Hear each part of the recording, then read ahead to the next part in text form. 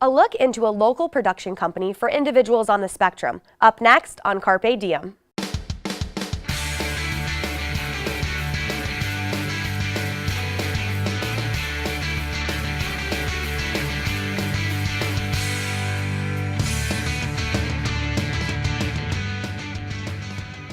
Hello and welcome to Carpe Diem. I'm Amanda Eustice. On today's show, we are focusing on a unique hands-on educational program designed to help young individuals on the autism spectrum learn and explore digital media career skills. FilmAcademy360 gives their students the opportunity to learn industry techniques through filmmaking, video editing, game creation, and graphic arts to prepare them for higher education and employment for their future careers. Let's take a look.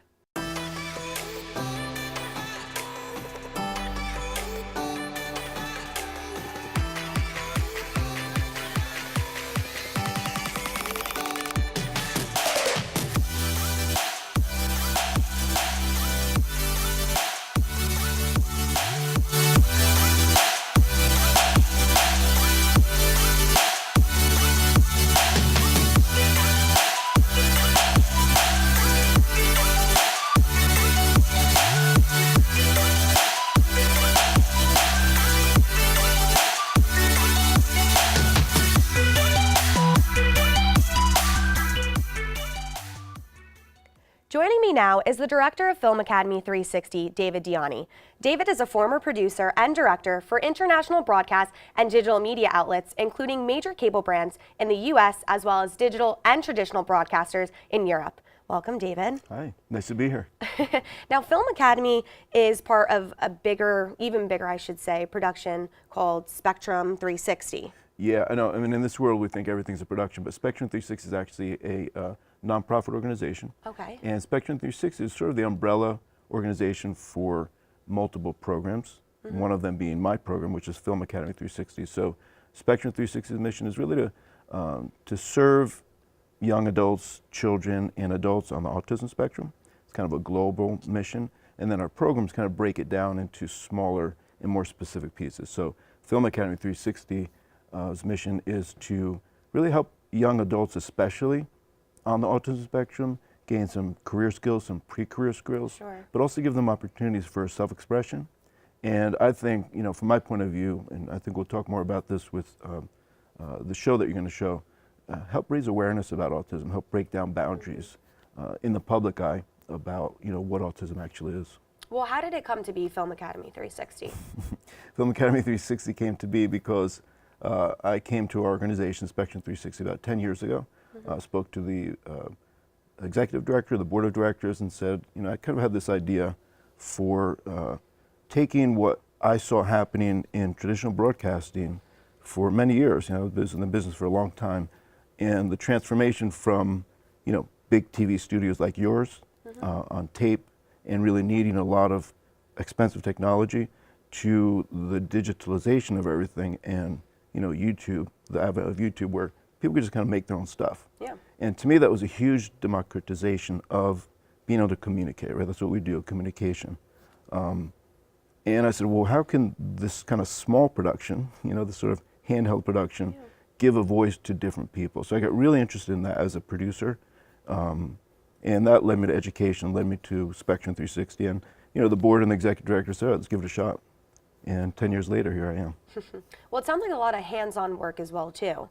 Not, I mean, in general, what we do as TV producers and people that are working cameras, everything is handheld, but more in the field almost, too, does it sound like? Do your, you know, kids go out a lot? Well, so, you know, the focus of my program is absolutely hands-on. A lot of that is in the editing studio. Okay. So, you know, people with autism have really a lot of ability in visual aspects. You know, verbal can be a little bit difficult because of the way that they process information.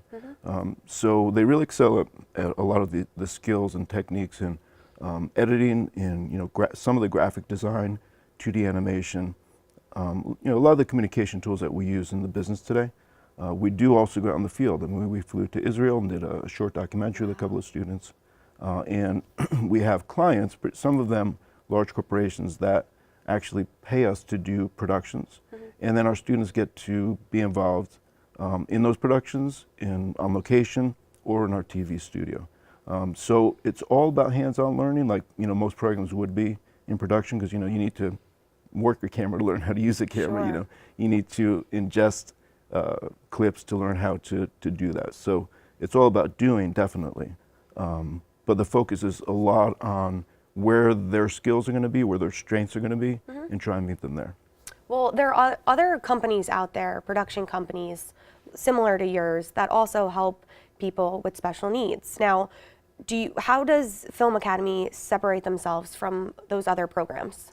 Yeah, well, actually, people working in like production, TV, there aren't that many programs like that. There's a great program in California called Exceptional Minds. Okay. They're really focused on the post-production aspects of mainly cinema, where they're doing correcting with they're using like the 3D graphics like Maya and other more kind of technical things in the post-production end.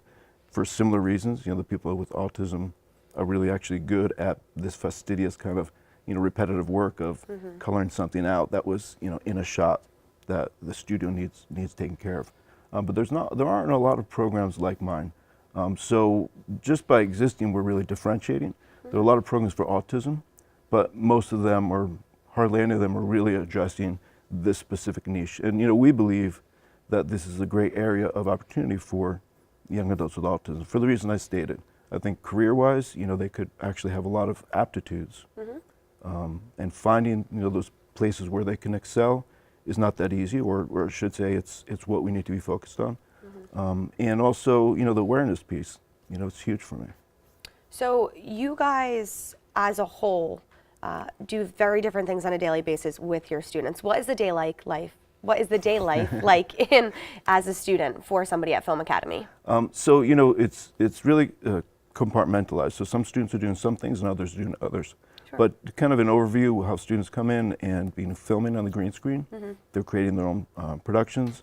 We have students who are actually working as interns in our studio, and they'll be helping us with our workflow. And that workflow is either our internal things that we're producing, or clients who've come to us and said, hey, we want to pay you to do this. Of course. So a typical day is a lot of business, a lot of people doing a lot of different aspects of production. And if you walk into the studio and give it time, kind of like any other production studio, which is what I love about it. They're getting a real life experience. Now, you brought a sneak peek of S.A.M, which is Super Autism Man. Yeah. Now, briefly, can you just describe where the idea came to be before we show it? Sure. So, I am always looking for ways that we can produce content. And when I say we, I mean, Film Academy. That includes the paid staff and the students. Produce content that is going to represent autism to the general public in a way that is going to change some thinking about it, right? The past couple of years, what we've realized is that when people laugh together, there's a human connection. So we try to come up with ideas of content that would kind of bring people in through a little bit of comedy, through lightness, not through trying to make people feel, well, we have to, feel bad about this. This is actually kind of someone I can relate to. Yeah. So I threw that general concept out to our team. A couple of your students here at Carpe Diem are actually on that team. And we came up with this idea of on-the-street interviews, which is sort of a genre, with a kind of comedic end to it. Sure. And hey, let's go into New York and create this character, Super Autism Man, and hopefully break down some barriers so people aren't, most people you'll see are a little bit embarrassed. Well, talking about autism, and that's the whole point. We want to get people out of their comfort zone to start to look at them as people, not as objects. Sure. Well, that sounds great. With that, here's a quick look at Film Academy 360's upcoming series, S.A.M.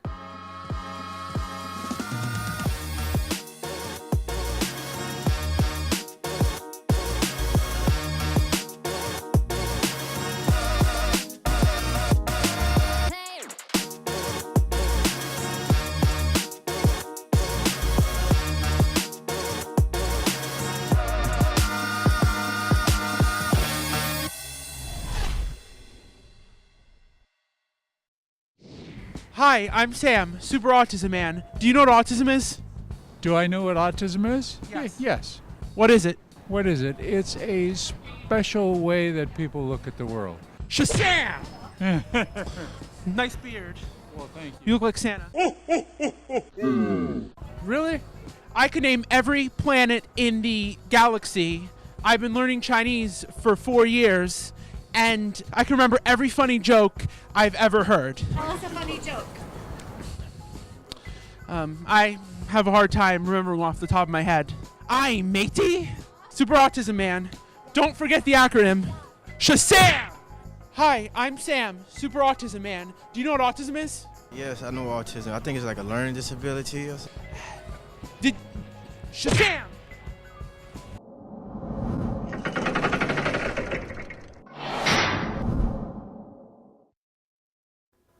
Now, can you tell us where the idea came for Sam? Sure. So, we were looking to push the envelope in terms of people's comfort level talking about autism. Yeah. Everybody seems to know about autism. There's so much awareness, and you go to Home Depot and they'll sell blue bulbs, and my feeling is that that's great, and it's great to raise some money. Sure. It's great that people have that word, but it doesn't mean that people know anything about autism, right? Or it doesn't mean that people know what that really means, or what people with autism are like. So the idea of creating a superhero, which hits on a couple levels. I mean, a lot of people with autism a lot of people in general really into the whole Marvel and all that.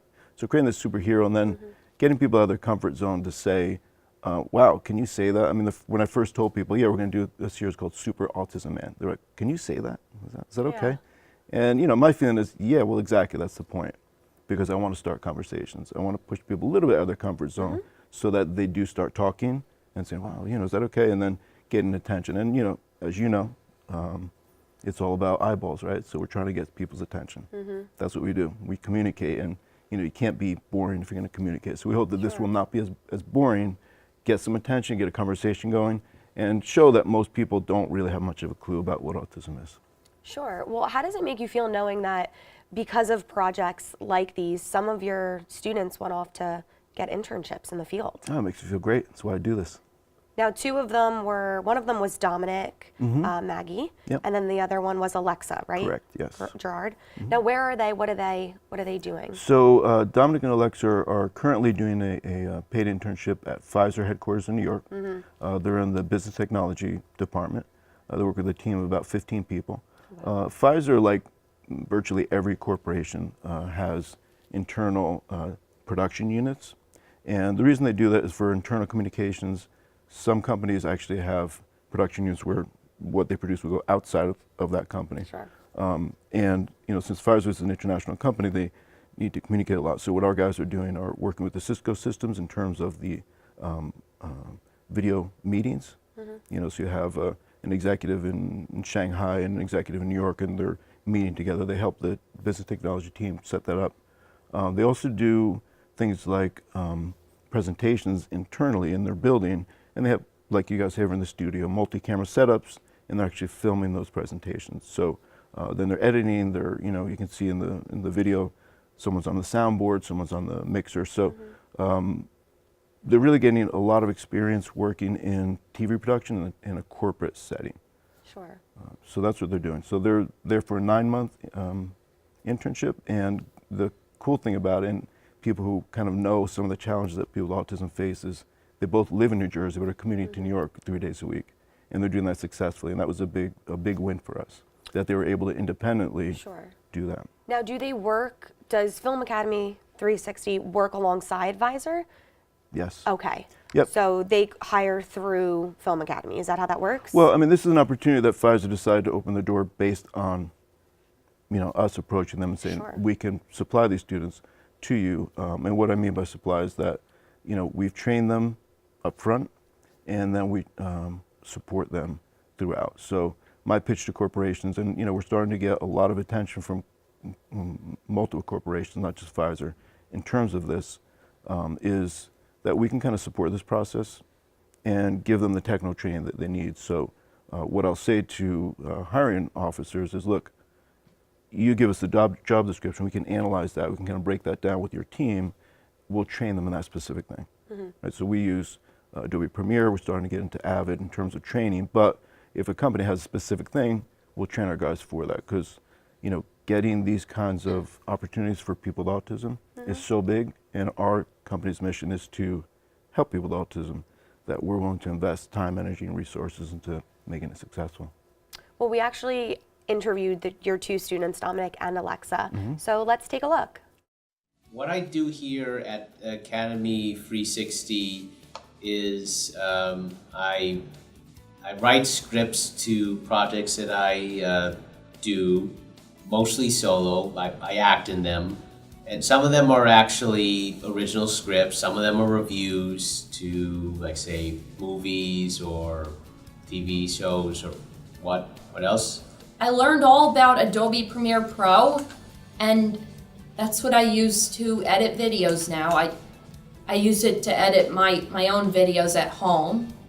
I just feel like FilmAcademy360 has prepared me for what happens in the real world, and I learned about all this technical stuff before working at Pfizer because it's very important that I know how to do that while I have a job like this. Technology has always been my passion and probably always will be.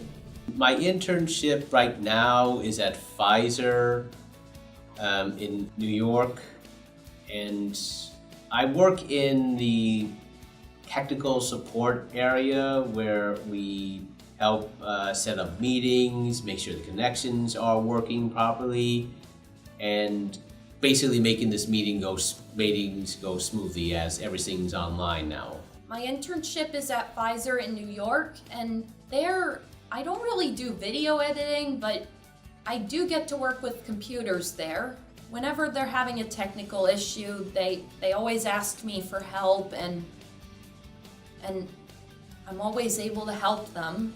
It's a very positive atmosphere, and I feel like I'm very successful there. I would say that Film Academy has helped me in that it has brought me into contact with technology that I've been aware of but not really actively doing. Even though what we do here at Film Academy is different than Pfizer because they're two different occupations, they use the same, I guess you would call, basics in terms of using cameras, and it's also been a learning experience because I'm not so technologically savvy. Well, I have to say what people who says people on the spectrum can't work in the industry is that, no, they can work in the industry, it's just that they just need more time with stuff. But they can still work there. There's nothing that actually says they should be discriminated against. And I mean, look at me. When I was younger, people says, yeah, you will not go far enough, and I'm already a graduate with actually a master's degree. I feel like I've really improved as a person since I've started this internship, and I feel like a different person now. Most people just don't really understand what it's like to be on the spectrum, but being on the spectrum, I've actually really proved myself to be worthy and have a purpose and everything.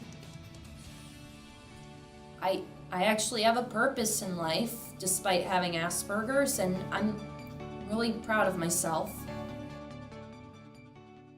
Just seeing that makes you smile and probably makes you overjoyed, right? Yeah, of course. Of course. I mean, getting into education, that's kind of why you do it.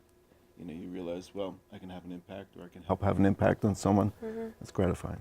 Well, there's many stigmas towards people with special needs not being able to hold a job for a long time or even potentially getting a job. Right. Now, what do you say to those people breaking down these stereotypes, these boundaries that people put up in terms of people with special needs? Yeah, I mean, it's a great question. It's a big question. So first of all, when we're talking about autism, Yeah. it might surprise you, but I would say to some degree, you're right. It's true. It is hard. And if it were easy, we wouldn't have an 80% unemployment rate with autism. So, I think it would be a mistake to say, no, guys, just open your doors and just be nice. That's not going to work. When you're in business, you need to be productive. And the last thing that I want to be advocating for is kind of giving someone an opportunity as kind of charity and just kind of dragging them along. Right, we'll have this one kind of charity case. That's not really helping, the person, and it's certainly not helping the cause of autism. And it's not sustainable, right? Sure. So if you think about a sustainable job, that person can have to actually be productive. So we need to analyze, well, why is this person potentially non-employable or less employable, and then to answer the question, well, how can they become employable? And it's not going to work for everyone either. And I think that some of the hard conversations are, this person's probably a good candidate for this, and maybe this person isn't. But that's sort of like life in general. Sure. There are jobs that I could have never done in my life, and other jobs I was just going to be better at. So I think the answer is you need great partnerships. You need to have organizations. They could be small organizations or big organizations that are committed to this. And if they're committed to this, they're going to do what they need to do. The silver lining and the reason that they might want to do it is that on the other side, there are benefits for everyone. So when we're talking to people in corporations who are doing programs like this, what they realize is that their employees benefit a lot, in the same way that I do and people who I work with do, through a sense of meaning in what they're doing. They're helping someone. Sure. And in work, that's kind of what people are looking for. I mean, we all want as big a salary as we can get. Of course. But, on a day-to-day basis, when you have to go to your job every day for, 20 years, if you feel that what you're doing has meaning, that can be really huge for the individual and therefore for the organization. So it needs to be a commitment on both sides, to say, we're going to make this work because it's important to make it work. Well, they always say, working a day in your life, or what is it? There's a saying that says if you love doing something, right, you don't never work you a day in don't your work a life, day, right? that's right. So in terms of your students, have they ever told you what is the biggest challenge for them after, or still working and going to school with Film Academy, but then going to their internship? Did they ever tell you if they had a struggle or what the challenge is? Absolutely. Well, I mean, commuting to New York is a big challenge. That is true. But welcome to North Jersey. Yep. I think the challenges are the challenges that we all have to some degree. The additional challenges that students with autism have is, they're typically going to be diverse learners. And what I mean by that is not that they can't learn, but that they will learn differently than most of us will. So, when you're at a new job, it's always difficult, right? And you feel like, all these kind of new things that you have to learn. When you have learning differences or just difficulty learning certain types of things, that's even harder. Sure. And that's where we come in, and that's where we talk to employers and say, look, how can we make it actually work? And again, you need to be committed. You can't just say, okay, I'll take this person and just forget about them. They're going to need to be committed to inventing a process and coming up with a process that works for that person. Once they do that, it really works out well. Now, what can we expect in the future with FilmAcademy360? That's a really good question, too. Probably a lot more of what we're doing now. I've been doing this for 10 years. And we really come from sort of, 2 cameras and no microphones in a little room to, having our own studio, working with large corporations, producing our own content. I think that FilmAcademy360 in the next 3 to 5 years will have a more robust internship program with corporate America. I think that we'll have more corporate partners. I think that we will be producing more content, more original content. My hope would be to bring in outside producers to work with us, either as volunteers or people coming in and getting creative brains, figuring out, hey, how can we produce content that's going to be like the S.A.M type programs. Sure. Let that start to generate an audience, and doing much more of what we're doing today.